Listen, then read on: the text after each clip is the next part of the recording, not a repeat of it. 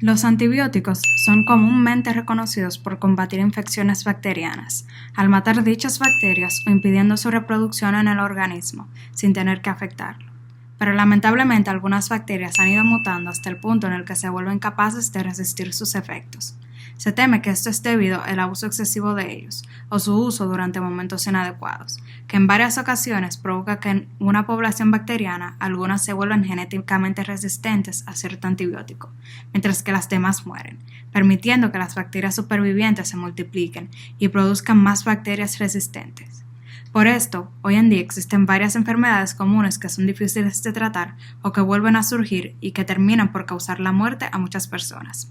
Se espera que la industria farmacéutica desarrolle nuevos medicamentos, pero expertos afirman que estos continuarán afectando a la población debido a que no hay suficiente financiamiento para fabricar nuevos, los tratamientos para las infecciones resistentes requieren el uso de antibióticos más caros y tóxicos, y mayoría de los antibióticos nuevos vuelven a mutar rápidamente, siendo inservibles.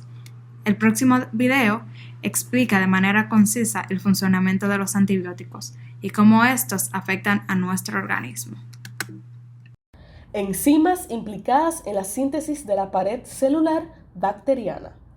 La penicilina y sus derivados, por ejemplo la meticilina, son análogos estructurales de los sustratos de una familia de transpeptidasas que catalizan las reacciones finales de enlaces cruzados para brindarle rigidez a la pared celular.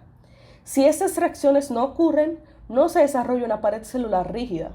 La penicilina es un inhibidor irreversible de las transpeptidasas. El antibiótico se adapta al sitio activo de estas enzimas, forma un complejo unido por un enlace covalente que no puede desplazarse. El antibiótico vancomicina, que original proviene de un microorganismo que vive en muestras de tierras tomadas de Borneo, inhibe la transpeptidación mediante la unión con el sustrato peptídico de la transpeptidasa, en lugar de unirse con la enzima misma. En condiciones normales, el sustrato de la transpeptidasa termina en un dipéptido de alanina. Para volverse resistente a la vancomicina, una célula bacteriana debe sintetizar una terminación alternativa que no se una con el fármaco, lo cual es un proceso que requiere la adquisición de varias actividades enzimáticas nuevas. Como resultado, la vancomicina es el antibiótico al cual las bacterias tienen menor capacidad para desarrollar resistencia y por tanto casi siempre se administra como último recurso cuando otros antibióticos fallan. Por desgracia, en años recientes surgieron cepas resistentes a la vancomicina de varias bacterias, incluido el Staphylococcus aureus, el cual es un habitante frecuente en la piel y nuestra cavidad basal. Aunque por lo general es relativamente inocuo, este organismo es la causa más frecuente de infecciones, las cuales ponen en peligro la vida de los pacientes. El Staphylococcus aureus, resistente a la meticilina, mejor conocido como MRSA, ha causado estragos en los pabellones de los hospitales, matando a decenas de miles de pacientes. Las infecciones por MRSA también empezarán a aparecer ya en instalaciones comunitarias como gimnasios de escuelas preparatorias o estancias infantiles. En muchos casos, la vancomicina es el único fármaco que puede detener estas infecciones. Por consiguiente, resultó alarmante que el descubrimiento de que MRSA puede volverse resistente a la vancomicina mediante la adquisición de un cúmulo de genes de resistencia a la vancomicina de otra bacteria, mejor conocido como E. faeceum, que también es causa frecuente de infecciones intrahospitalarias. Hasta ahora, ningún MRSA resistente a la vancomicina ha podido establecerse en un hospital o instalación comunitaria, pero podría ser solo cuestión de tiempo.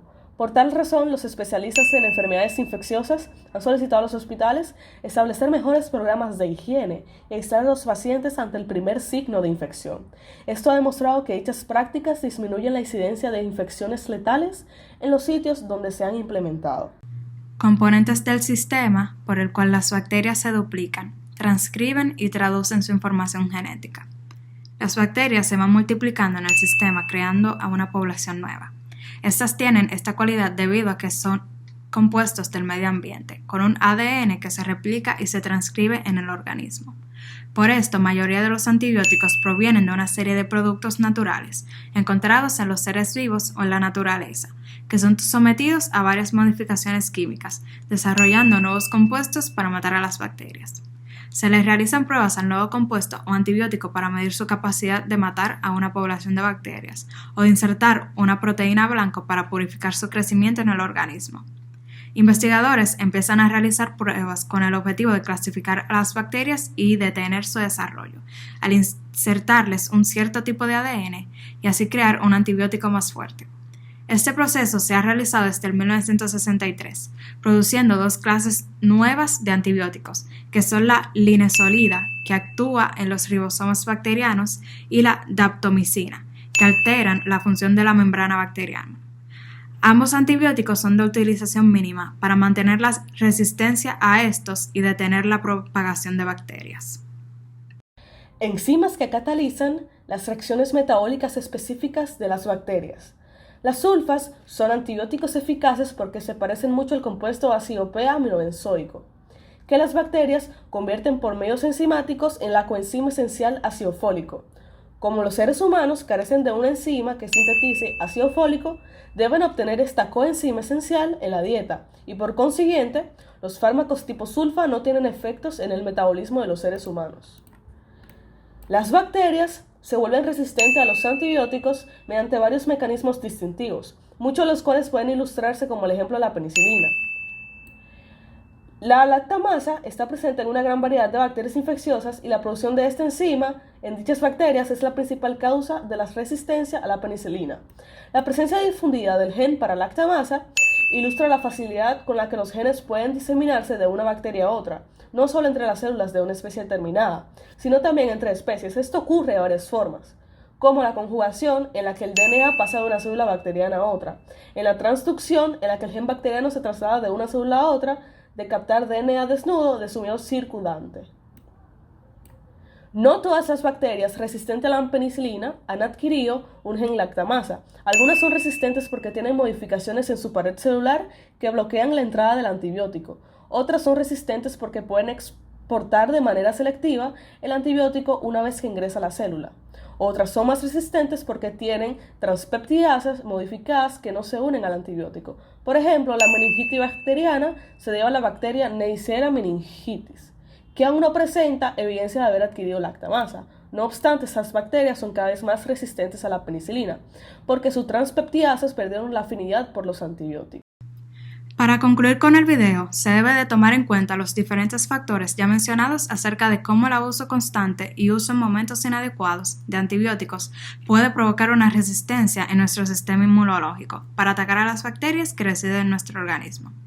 También se ha de tomar en cuenta el mecanismo que presentan las bacterias y los antibióticos al entrar en contacto con ellas, ya sea la acción de las enzimas que no actúan ante bacterias, los componentes de los antibióticos y la acción de las enzimas en antibióticos y organismos que determinan la reacción que tendrá una bacteria en un sistema. Los antibióticos son uno de los medicamentos más comunes en las farmacias y los hogares, así que el hecho de que las bacterias ganaran fuerza ante ellos no es de sorpresa. Se recomienda siempre tomar prevenciones para no enfermarse gravemente ante una infección realizada por bacterias.